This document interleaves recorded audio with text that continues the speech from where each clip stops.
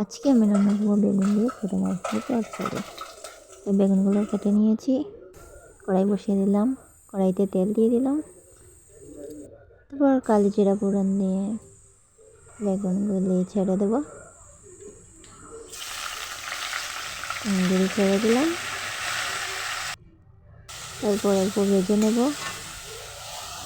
এখানে পেঁয়াজ বাটা, কাঁচা লঙ্কা, হলুদ, মরিচ, নুন দিয়ে দিলাম, বেগুনও দিয়ে দিলাম। তারপর এগুলি ভালো করে নাড়িয়ে ছাড়িয়ে কষিয়ে নেব।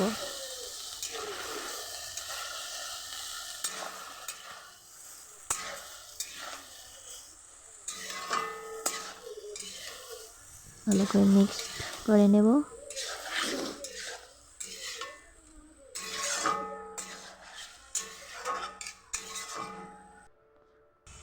এবার মাছগুলি দিয়ে দিলাম, কষানো হয়ে গেছে, মাছগুলি দিয়ে দিলাম।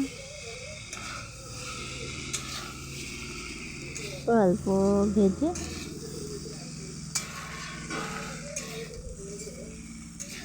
পরে দেখুন নাড়ে ভেজে ধনে পাতা দিয়ে দেবো। এখন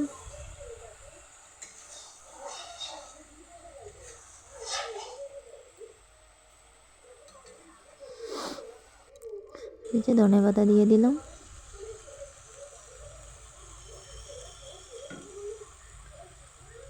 অল্প নাড়ে